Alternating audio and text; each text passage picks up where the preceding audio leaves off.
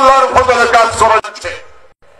চরমনার তরিকার সাথে সম্পৃক্ত হলে একটা চোর ডাকাত গুন্ডা সন্ডা পন্ডা লম্পট মানুষ সোনার মানুষে পরিণত হয় কি বলেন ঠিক না? তাই আমি তীব্র কণ্ঠে বলতে চাই, হে বাংলাদেশের সর্বস্তরের জনগণ, তোমরা এখন পীর সাহেব চরমনার হাতের মধ্যে হাত দাও। চিশতিয়া সাবরিয়া তরিকা সহ যত হাত তরিকা রয়েছে এই হাত তরিকার পীর বুজুর্গের হাতে হাত দাও। দিলে পরে তোমরা সোনার মানুষ হতে পারবে। যখন তোমরা সোনার মানুষ হবে, তোমাদের দ্বারা লুটতরাজ হবে না। তোমরা জনগণের রক্ত দিয়ে হরিখানের বেতন বানাও। যখন তোমরা সোনার মানুষে পরিণত হবে, জাতীয় সম্পদ জাতীয় অর্থ বহির্বিশ্বে তোমরা পাচার করবে না জীবনের ঠিক করে।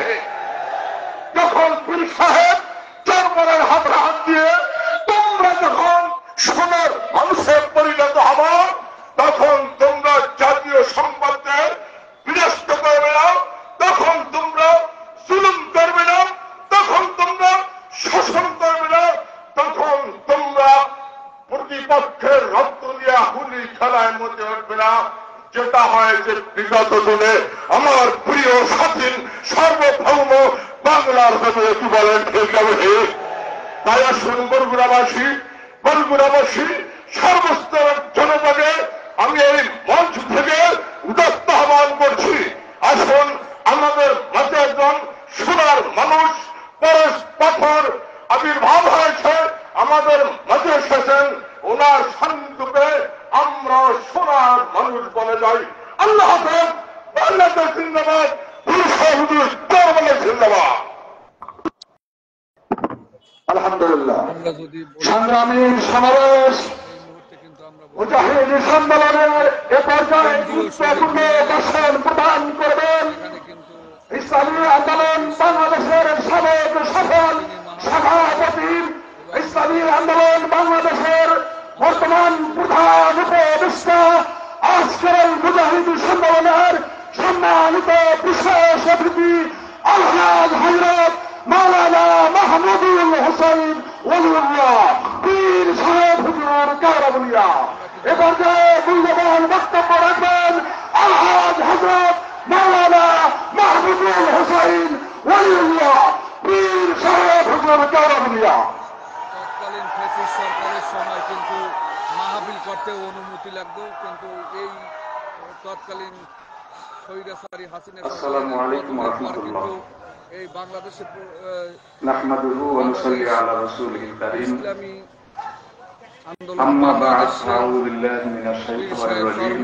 বিশাল বিসমিল্লাহির মুজাহিদ রহমানির সম্মেলন করছে রহিম। এবং ওয়াজ মাহফিল করবে। আমরা সেটি কিন্তু সরাসরি ইন্নাদ দীনা ইনদাল্লাহিল ইসলাম। সাদাকাল্লাহুল আযীম। সবাই দুরূদ শরীফ পড়ুন। আল্লাহুম্মা সাল্লি আলা সাইয়্যিদিনা নাবিয়্যিনা এই মুহূর্তে কিন্তু কারাবুনিয়া ওয়া হাবিবিনা মাওলানা এখন বক্তব্য রাখবেন। সাল্লাল্লাহু আলাইহি ওয়া আলা আলিহি ওয়া আসহাবিহি ওয়া বারাকা ওয়াসাল্লাম। আলহামদুলিল্লাহ,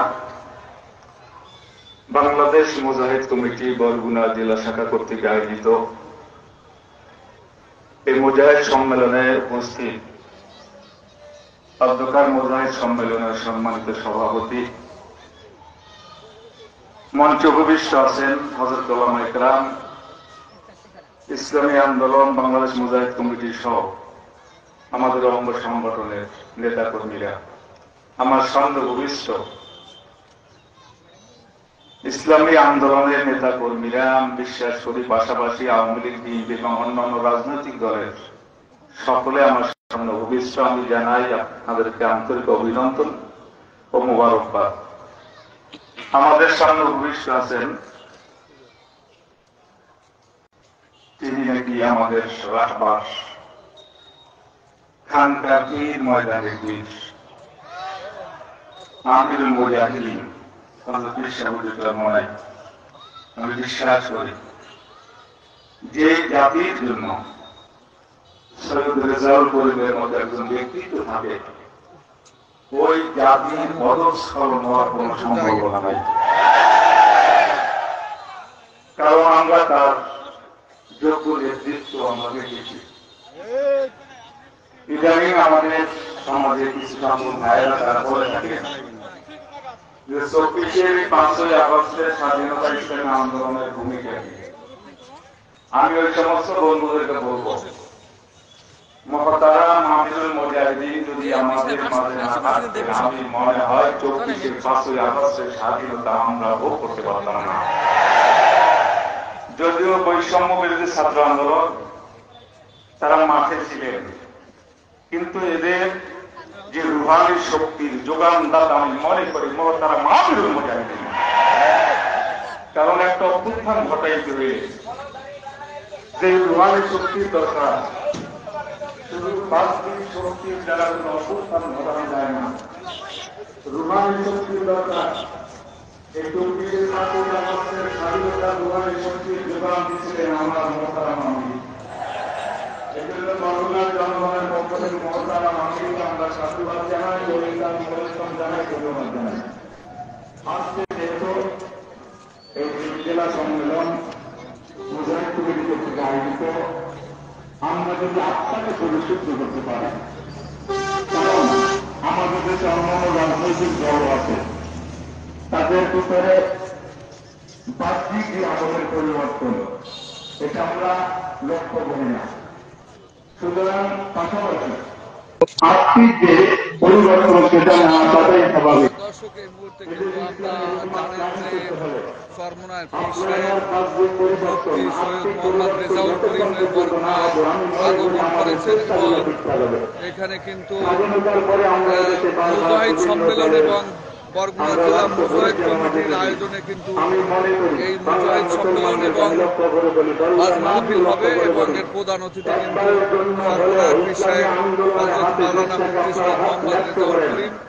আপনারা জানেন যে তৎকালীন স্বৈর শাসকের আমলে কিন্তু কোনো মাহফিল বা কোনো জনসভা ইসলামিক সেটি কিন্তু অনুমতি লাভ করে। এই সর্বপ্রথম কোনো অনুমতির দরকার নেই, এখানে কিন্তু কোনো আইন শৃঙ্খলা বাহিনীর দরকার নেই।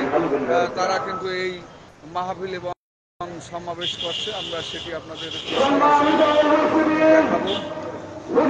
সম্মেলন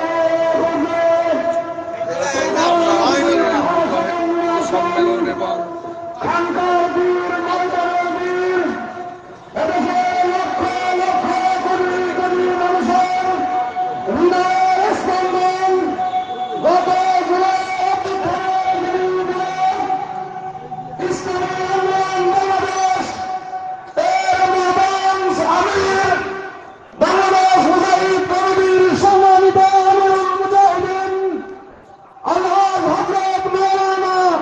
মুফতি সৈয়দ মোহাম্মদ রেজাউল করিম পীর সাহেব হুজুর চরমোনাই প্রধান অতিথির ভাষণ দিয়েছেন। মুফতি সৈয়দ মোহাম্মদ রেজাউল করিম পীর সাহেব হুজুর চরমোনাই।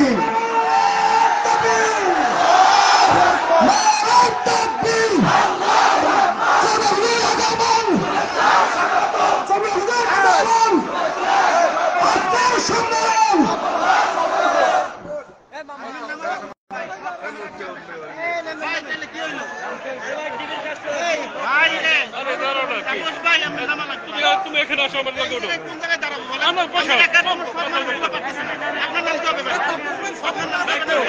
আসসালামু আলাইকুম ওয়া রাহমাতুল্লাহি ওয়া বারাকাতুহু।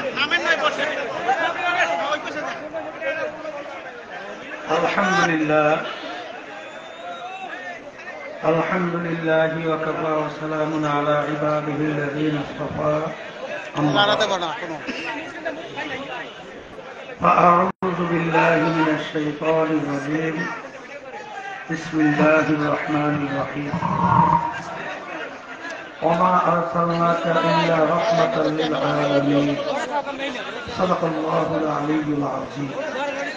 شواهد الشريف قل اللهم وحبيبنا ومولانا محمد صلى الله عليه وعلى آله وأصحابه وبارك. বাংলাদেশ মুজাহিদ কমিটি বরগুনা জেলা শাখা কর্তৃক আয়োজিত আজকের মুজাহিদ সম্মেলনের সভাপতি, মঞ্চে বিভিন্ন পর্যায়ের দায়িত্বশীল, সামনে ইসলাম প্রেমিক, দেশ প্রেমিক আমার ভাইরা,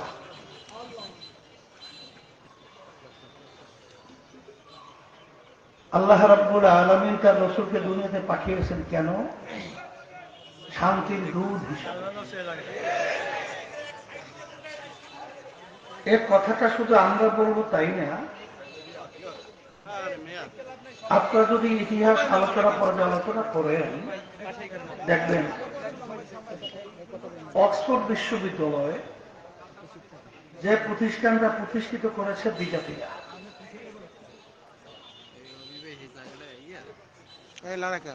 সেই বিজেপিরা দুনিয়া সৃষ্টির পরে 100 মনীষীর নাম তারা লিপিবদ্ধ করেছে একটা বই আকারে। সেই বইটার নাম হল দান। সেই বইয়ের শুরুতেই বিজাতিরা এই মহামানবের নাম প্রথম নিয়ে আসতে বাধ্য হয়েছে। অক্সফোর্ড বিশ্ববিদ্যালয়ের মূল ফটকের মধ্যে এখনো পরিষ্কার ভাবে লেখা আছে, সর্বযুগের সর্বশ্রেষ্ঠ আইন প্রণেতা, তার নাম হল মুহাম্মদুর রাসূলুল্লাহ।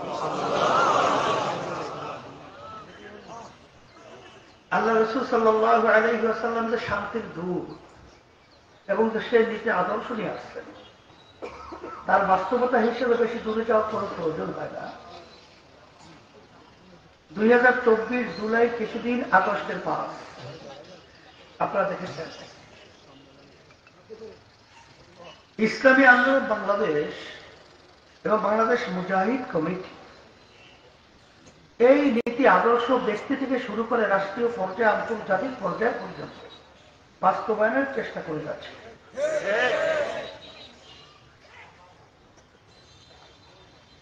বাংলাদেশের ভিতরে অনেক রাজনৈতিক দল রয়েছে, কিন্তু আমাদের দেশের মেধাবী মেধাবী ছেলেগুলো যখন ন্যায্য একটা দাবি তুলেছিল, কোটা সংস্কার, বৈষম্য বিরোধী আন্দোলন, তাদের দাবিটা ছিল ন্যায্য। এই ন্যায্য দাবি আওয়াজ করে যখন তারা রাজপথে নেমেছিল, তখন দেখেছেন যে মানুষ নামক পশুর চেয়েও খারাপ। তারা আমাদের দেশের ভবিষ্যৎ এই মেধাবী মেধাবী প্রজন্ম সন্তানগুলোকে বিনা অপরাধে পাখির মতো গুলি করে রাস্তায় লুকিয়ে ফেলছিল। তখন কিন্তু ইসলামী আন্দোলন বাংলাদেশ একটাই শুধু বাংলাদেশের রাজনৈতিক দল, অন্য কোন দল তাদের রাজনৈতিক ব্যানারে তাদের পাশে দাঁড়াবার মতো সাহস পায় না। ইসলামী আন্দোলন বাংলাদেশ আমরা কিন্তু সব কিছুকে এক কথায় ভয়কে গুরুত্ব না দিয়ে, নিজের জীবন বিসর্জন হবে এটাকে গুরুত্ব না দিয়ে, ন্যায়ের পক্ষে অন্যায়ের প্রতিবাদে রাজপথে রাজনৈতিক ব্যানার নিয়ে তাদের পাশে হকের পক্ষে আমরা আওয়াজ তুলেছিলাম। আপনারা দেখেছেন এই নীতি আদর্শটা কেমন? আমি যখন বর্তমানে আমাদের প্রধান উপদেষ্টা ডক্টর ইউনূস সাহেব, তার সাথে যখন কথা বলছিলাম, তখন আমি বলেছিলাম যে আপনারা শপথ গ্রহণ করার আগেই, দেশ পরিচালনার দায়িত্ব নেওয়ার আগেই আমরা এই নীতি আদর্শ লালন করি। আমাদের বিবেক থেকে আমরা যখন দেখলাম 5ই আগস্টের পরে দেশের ভিতরে প্রশাসনিক কাঠামো ভেঙে পড়েছে, তখন রাস্তার ভিতরে মানুষের কষ্ট লাঘবের জন্য ইসলামী আন্দোলন বাংলাদেশ, তার সহযোগী সংগঠন মুজাহিদরা সহ, তখন আমরা ট্রাফিকের সিগন্যালের দায়িত্ব পালন করেছি। আমাদেরকে কেউ কিন্তু নির্দেশ দেয় না। তখন আমরা বলেছিলাম যে আমাদের এই সুন্দর দেশ বাংলাদেশটাকে নিয়ে, বিশেষ করে আমাদের পাশের রাষ্ট্ররা বিভিন্ন কায়দায় যে গভীর নীল নকশা অনুযায়ী বিভিন্ন ষড়যন্ত্র আমাদের দেশের মধ্যে যে করছিল, তারা একটা ইস্যু তৈরি করবে, হিন্দুদের ইস্যু, যে হিন্দুদের উপর অত্যাচার হয়। তখন কিন্তু আমরা আমাদের নিজেদের দায়িত্বে হিন্দুদের জান মাল ইজ্জত এটা নিরাপত্তার জন্য আমরা আমাদের দায়িত্বে এটা কিন্তু আমরা পাহারাদার দায়িত্ব পালন করেছি। আমরা করতেছি মানুষের জান মাল ইজ্জতের নিরাপত্তার জন্য, মানুষের কষ্ট লাঘবের জন্য দায়িত্ব। আর ওই সময় এক শ্রেণী মানুষ নামক পশু, তখনও মায়ের কান্না বন্ধ হয় নাই, তখন সেই মুক্তের পানি পানি শব্দ বন্ধ হয় নাই, তখন সাইড হাত প্রসারিত করে বুকের ভিতরে ঘুরে যেন ঝাঁঝা হয়ে গেল, তখন তার সেই স্মৃতি ভুলে যায় নাই। মা যখন বলতেছিল আমার সন্তান 3 দিন 5 দিন পর্যন্ত আমাকে মা বলে ডাক দেয় না, সেই শব্দ এখনো বন্ধ হয় নাই। তখন মানুষ নামক পশুরা তখন ভেবেছে চাঁদাবাজির জন্য,